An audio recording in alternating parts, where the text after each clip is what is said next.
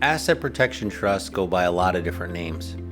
DAPT, that stands for a Domestic Asset Protection Trust, or a Dynasty Trust, because in Wyoming a trust can last for 1,000 years.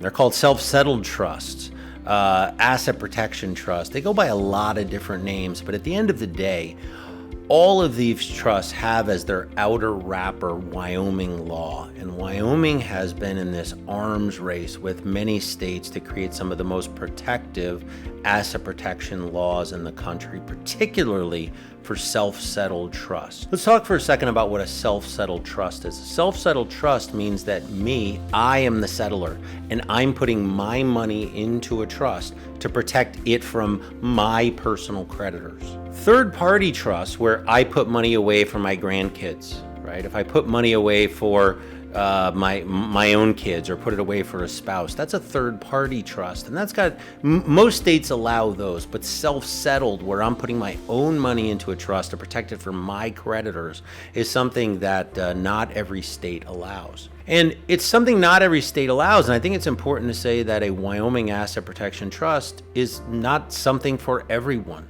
If you have only risks associated with business endeavors, we think about where is the liability that's going to fall on your shoulders as an individual. If you have more liability than you feel comfortable with, if you've built a really significant net worth and you're afraid that something would happen that could jeopardize everything you've built, then a Wyoming Asset Protection Trust could be for you.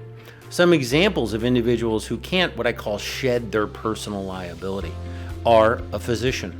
If you're an obstetrician and something happens and a mother and a baby die on the birthing table, you don't have enough insurance. Those lives are priceless. $5-10 million worth of malpractice insurance, it's probably not enough. They're going to come after you for every dime you have. If you're an executive of a company, there's things that happen over the life of a company, and sometimes you could be in some real trouble. If you're a lawyer, if you're an accountant working on big deals and you make a mistake on a tax return that winds up costing the client millions or tens of millions of dollars, you probably don't have enough error and omission or director and officer or professional liability insurance. If you are known to be a wealthy individual, you're also a target for those, it could be a fender bender.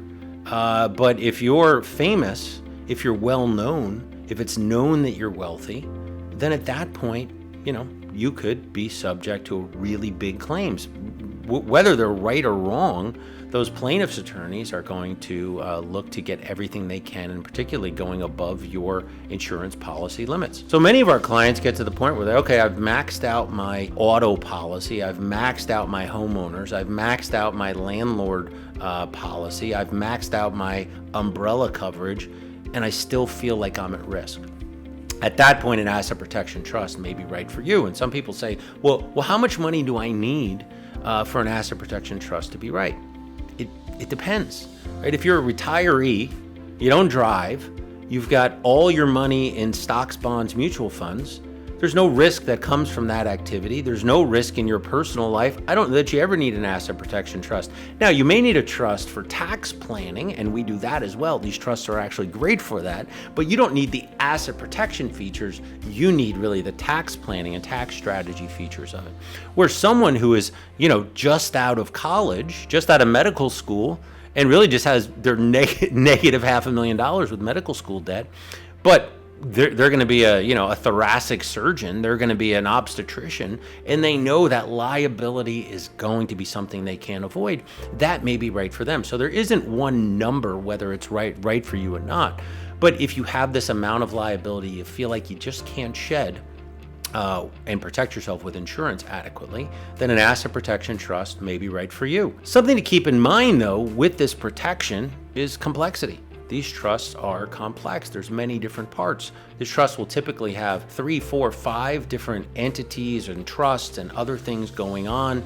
There's maintenance, there's management. We try to make all of those things easy for our clients, but at the end of the day, it's still a pretty heavy lift. And I like to think of these trusts as being you're creating your family office, right? So you're creating a company that's going to be really a constellation of different companies and trusts. But at the end of the day, there's a lot there to manage. And are you willing to do that? Because I think in terms of ease, If you can get a massive insurance policy to protect you from these kinds of liabilities, and you don't want to do any of the work, then that's going to be a better choice for you. But for those who say, no, I can handle it, you've run businesses, you manage a significant net worth already, then an asset protection trust may be right for you.